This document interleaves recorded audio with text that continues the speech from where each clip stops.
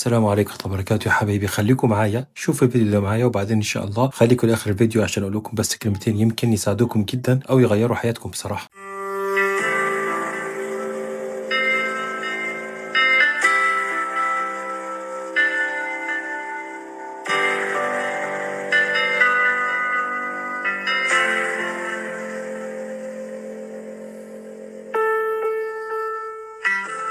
بصوا يا حبايبي على الصورة دي في الفيديو وبصوا عليها كويس جدا. الست الكبيرة دي اللي انتم شايفينها في الفيديو شايلة فوق دماغها شنطة تقيلة جدا، وبدل ما تنزلها وترتاح قامت حطها على راس بنتها طبعا كبرت وعاشت ومشت بالشنطة التقيلة دي فوق دماغها طول حياتها طول عمرها، ولما خلفت حطتها على راس اللي بعدها. والقصة دي يا حبايبي بتفضل كده تتكرر جيل ورا جيل ورا جيل، فضلنا كده لحد ما وصلنا جيل وقف وقال كلمة واحدة بس: لا، السلسلة دي هتقف عندي أنا عارف الكلام اللي أنا بقوله ده شبه كده الدراما شوية، ولا كلام كده مثلا تنمية بشرية نصبر بيه نفسنا شوية وبعدين نكمل حياتنا ولا كأن حاجة حصلت. لا، ده مش كلام كده خالص، ده كلام علم على فكرة، وعلم حقيقي. في حاجة اسمها علم التخلق الجيني وده اسمه بالانجليزي epigenetics. في علماء اتكلموا في الموضوع ده واكتشفوا حاجات تخصنا وتخضنا بجد. الصدمات النفسية القوية اللي هي بتكون موجودة عبر الأجيال بتسيب زي كده بصمة كيميائية على الجينات بتاعتنا في داخلنا، والبصمة دي على فكرة بتتورث لولادنا احنا ولأحفادنا كمان. ده علم والله العظيم، وفي أبحاث اتعملت في الموضوع ده، وخليني أشرح لكم يعني ايه الكلام ده بالظبط. يعني لو مثلا جدتك شافت ظروف قاسية جدا وعاشت في ظروف صعبة جدا، او والدتك مثلا اتربت في بيت صعب وبيت فيه كتمان لوجعها هي موجود في جواها وداخلها ومش عارفة تعبر عنه خالص، او ابوك مثلا شاف ايام صعبة جدا وشاف حاجات كتير من غير ما يقدر يتكلم ويفضفض ويطلع اللي جواه ويعالج نفسه والصدمات اللي حصلت له. احنا بقى ممكن برضو نكون لسه شايلين الكورتيزول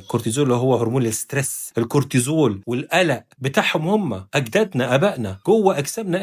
احنا ممكن على فكره نكون اتولدنا وفي دمنا، احنا في الدم نفسه خوف ورعب وقلق مش بتاعنا اصلا ولا ليه اي علاقه بينا، ومش احنا اللي عشناه ولا احنا كنا سببه. وتفتكروا بقى اللي يقدر دلوقتي مثلا او يقرر فعلا من جواه ان هو هيكسر السلسله الجينيه دي اللي جواه اللي حصلت ليه ولابوه وامه واجداده ويحاول يكسرها، تفتكروا هيحصل ايه؟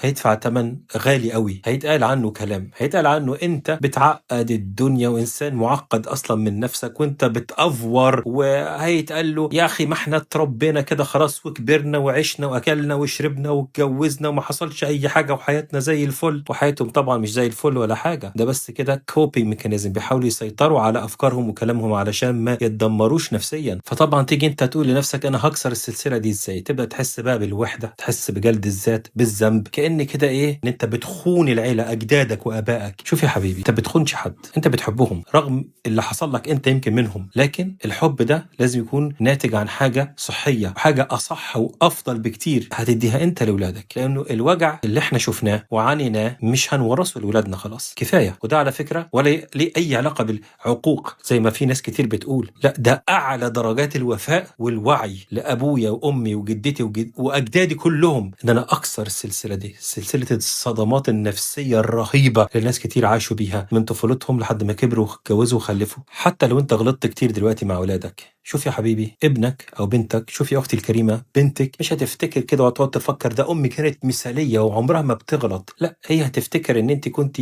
اول واحده في اجيال ناس كتير في العيله قعدت كده معاها وكلمتيها وقلت لها انا اسفه سامحيني كفايه لحد هنا هنغير. هي هتفتكر ده، وهو ده التاج الحقيقي مش الشنطه اللي احنا بنحملها طول حياتنا وبعدين نحملها لاولادنا. بحبكم جدا في الله واسف لو وجعت حد فيكم بالكلام ده، لكن والله العظيم قصدي خير، والدال على الخير كفاعله، فحاولوا تنشروا الفيديو بين احبابكم لعل وعسى الوعي يزيد. انا اخوكم انس، نراكم في الفيديو القادم ان شاء الله. السلام عليكم ورحمه الله وبركاته.